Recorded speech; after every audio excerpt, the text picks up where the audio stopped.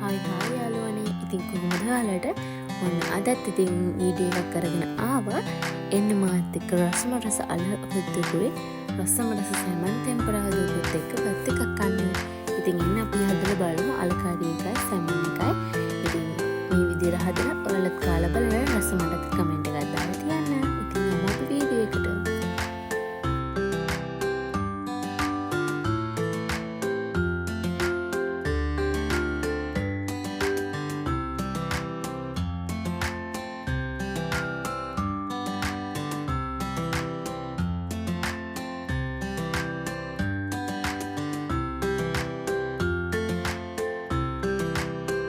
ඉතින් අපි යමු අලකරි එක හදාගන්න.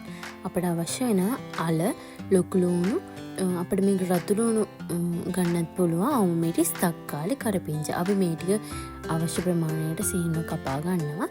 ඊට පස්සේ අපි පොල් ටිකක් ගාලා පොල් කිරි ටිකක් ඔය විදිහට හදලා අයින් කර ගන්නවා. එතකොට අපිට ලීසි නිසා.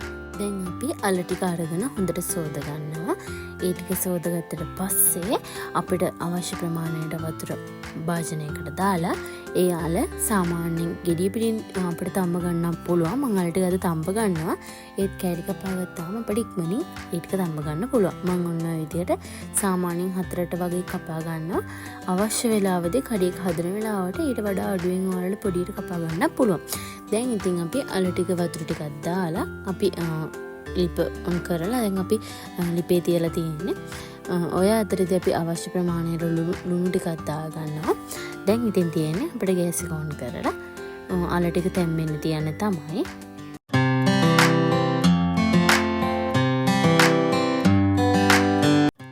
දැන් ඉතින් අපේ අල ටික තැම්බීගෙන එන්නේ. අපි බලමු තැම්බිලාද කියලා.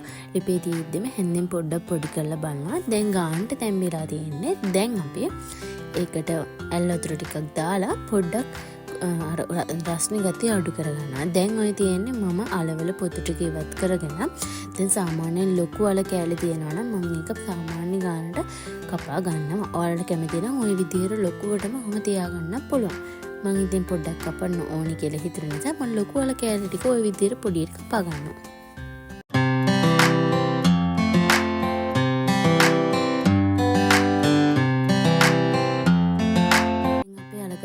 සේරම ටික රෙඩි. මම මැටි හට්ටියක් ගත්තා. ඒකට කපාගත්ත ලොකු ලුණු ටිකක් එකතු කරගත්තා. ඊට පස්සේ තක්කාලි දාගත්තා. ඊට පස්සේ කරපිංචා දාගත්තා. ඔයාලට රම්පෙත් එකතු කරන්න පුළුවන්. මේ වෙලාවේ මං ගාව තිබුණේ නැති නිසා මම රම්ප එකතු කරේ නැහැ. ඊට පස්සේ සාමාන්‍ය විදිහට කපාගත්ත අවු මිරිස් ටිකක් එකතු කරගත්තා.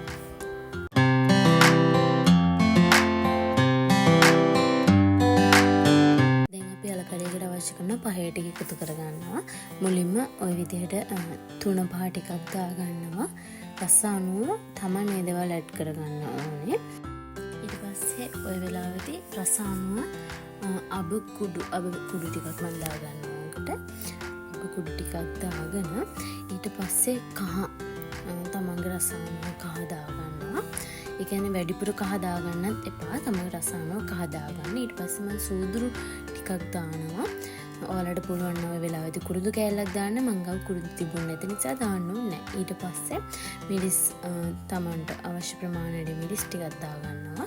ඊට පස්සේ අපි උළු පාල් ටිකක් දාගන්නවා.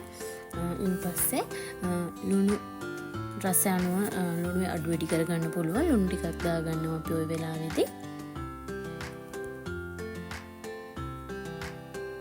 ඊට පස්සේ ඒක පොඩ්ඩක් කවලම් කරනවා. අර මේ දැම්ම පහේ ටික පොඩ්ඩක් අර ලුණු තක්කාලි වල පොඩ්ඩක් දාලා තවර ගන්නවා. ඊට පස්සේ අපි ඔකට අපි තම්බගත්ත අල ටික දානවා. ඊට පස්සේ අපි ඒ ටිකත් අර ලුණු දාපු එක පහේ ටික සේරම ඒකෙත් කවලම් කරලා ඊට පස්සේ අපි කෙලින්ම ඔකට මිටි කිරි ඇඩ් කරනවා. මොකද අපි මේක තම්බගත්ත නිසා වෙනම ආයේ අපි වතුර දාලා තම්බ ගන්න ඕනේ නැහැ. ඒ නිසා කෙලින්ම මිටි කිරි ටික ඇඩ් කරලා ওই විදිහට පොඩ්ඩක් කවලම් කරලා අල ටික පොඩි වෙන්නේ නැති වෙන කවලම් කරලා ඊට පස්සේ ලිප ඔන් කරලා සාමාන්‍යයෙන් කිරි ටික උතුරගෙන යන වෙලාව වෙනකන් ඔන්න ඔය විදිහට ලිපේ තියා ගන්න ඕනේ. අපි ඒක සාමාන්‍යයෙන් හැම වෙලේම වගේ හැඳි ගා ගන්න ඕනේ. මොකද නැත්තම් අල එක කැටි ගහන්න බලන නිසා. ඔන්න දැන් අපේ අල එක රෙඩි. හොඳට උක්කු ගතියට තියෙනම රස පාටයි. අලකරි එක මාඩම රසයි. දැන් ඉතින් අපි අලකරි එක හදලා ඉවරයි. දැන් හැමෝම අපි සෙමන් එක හදන්න. ඉතින් ඔන්න ඔය විදිහට සෙමන් එකට ඕනි කරන ලුණු ලුණු ඕමිරිස් තක්කාලි සුදු ලුණු ටික කපලා අයින් කරගන්නවා. අර විදිහට සෙමන් එකේ මම තියෙන වතුර ටිකත් වෙනම ගන්නවා. ඊට පස්සේ සෙමන් එකේ තියෙන කටු තියෙනවනේ. මම ඒව කන්න කැමති නැති නිසා මම ඒ ටික අයින් කරගන්නවා. ඔයාලට පුළුවන් ඒව දාලා කෑම එක හදාගන්න. දැන් ඉතින් අපි යමු සෙමන් එක ටෙම්පරාදු කරගන්න. මුලින්ම තාච්චියක් ලිපේ තියාගන්නවා. ඔන්න ඔය විදිහට. ඊට පස්සේ ගෑස් එක ඔන් කරලා පොඩ්ඩක් තාච්චිය රත් වෙනවත් එක්කම තෙල් ටිකක් දාගන්නවා. තෙල් ටික රත් වීගෙන එනකොට අපි ඒකට අබ හැන්දක් දාගන්නවා. අබ හැන්දි භාගයක් වගේ දාගන්නේ. ඊට පස්සේ අබ ටික පිපිරීගෙන එනකොට අපි ඒකට එකතු කරගන්නවා අපි තලල හදාගත්ත සුදු ලුණු ටික.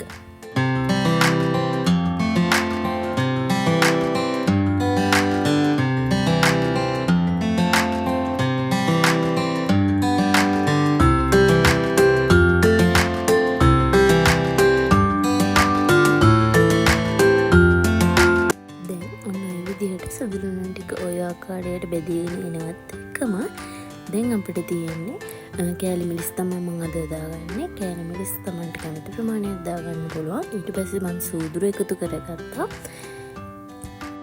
දැන් කපාගත්ත ලොකු ලුණු ටික අපි එකතු කරගන්නවා. ඊට පස්සේ පොඩ්ඩක් අපි කවලම් කරගන්නවා. මොකද නැත්නම් අපේ කෑලි මිරිස් ටික කර වෙන්න ගන්න නිසා. ඊට පස්සේ ඔන්න ඔය විදිහට කවලම් කරගත්තට පස්සේ අපි ඒකට නැවත කෑලි මිරිස් ටිකක් එකතු කරගන්නවා. තමන්ගේ රස අනුව අපිට කෑලි මිරිස් අඩු වැඩි කරගන්න පුළුවන්.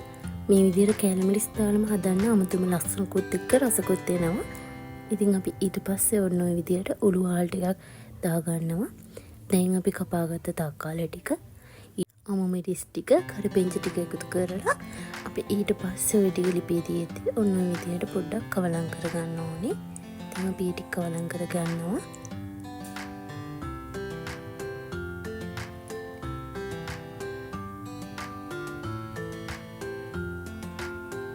හොඳට ටෙම්පරාදුව හොඳට බැදෙන්න වගේ කවලම් වෙන්න දෙනවා. වතුර පොඩ්ඩක්වත් එකතු කරගන්න.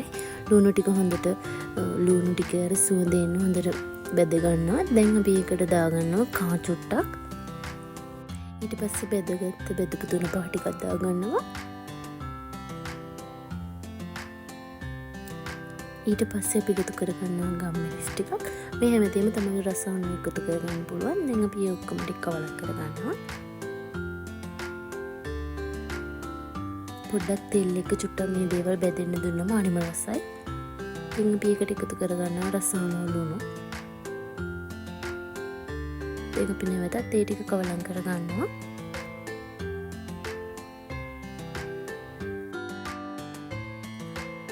දැන් සාමාන්‍යයෙන් ඒ ලුණු ටික එහෙම හොඳට තැම්බිලා බැදිලා වගේ තියෙන්නේ. දැන් අපි එකතු කරගන්නවා අපි සෙමන් ටික. ඔන්න ඔය විදිහට සෙමන් ටිකත් එකතු කරගෙන පොඩි වෙන්න ඉති වෙන්නේ. ඔන්න ඔය විදිහට කවලම් කරගන්න ඕනේ. අපි තවමත් මේකට වතුර පොඩ්ඩක්වත් එකතු කරගෙන නැහැ. තෙල් වලින්ම තමයි ටෙම්පරාදු වෙන්න දෙන්නේ. මොකද එතකොට අපේ සෙමන් එකට හොඳට අපි දාගත්ත පහේ ටික ලුණු වල රස එහෙම හොඳට මේකට ඇබ්සෝබ් වෙනවා. දැන් හොඳටම ටෙම්පරාදුව රස්සනටම ඇවිල්ලා තියෙන්නේ. සෙමන් ටික චුට්ටක් අර බෙදිලා වගේ ගතියක් තියෙනවා. දැන් ඔන්න ඔය අතරේදී අපි සෙමන් එකේ තිබුණ වතුර ටික ඔන්න ඔකට එකතු කරගන්නවා. අපි ඕකෙදි සෙමන් එකේ තිබුණ වතුර ටික විතරයි එකතු කරගන්නේ. අපි වතුර වෙන මොකුත්ම එකතු කරගන්නේ නැහැ.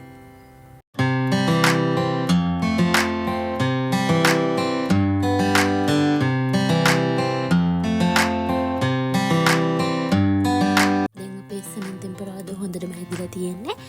දැන් අපි මේක ලිපෙන් අයින් කරගන්න ඕනේ. මාරම රස පාටට තියෙනවා. ඒ වගේම තමයි මේකේ රසත් හරිම රසයි. ලුණු ගම් මිරිස් එහෙම ඔක්කොම මිරිස් එහෙම සේරම හොඳට වැදිලා තියෙනවා. බලන්නකො රස පාට. ඇත්තටම දැක්ක මාංශය තියෙනවා. මේකත් එක්ක බත් මරන්න පුළුවන්. ඉතින් මේකත් එක්ක තමයි පොල් සම්බෝලයකුත් තිබුණා නම් මොරෝටම ගැලපෙනවා. ඉතින් අපි හදාගත්ත සෙමන් එක සෙමන් ටෙම්පරාදු ඔන්න ඔය විදියට තියෙනවා.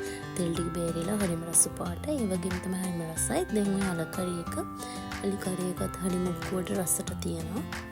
දැන් ඉතින් අපි රතු කැකුළු බත් එක සෙමන් ටෙම්පරාදුවයි අලකරි එකයි කන්න තමයි හදන්නේ. ඔන්න ඉතින් ඔයාලත් මේ වගේ අලකරි කරියකුයි සමල් තෙම්පරාදුයි කතාගෙන රස බලලා මටත් කියන්නකෝ. එහෙනම් අදට ගිහින් එන්න. බායි පරිස්සමට සතුටින් ඉන්න.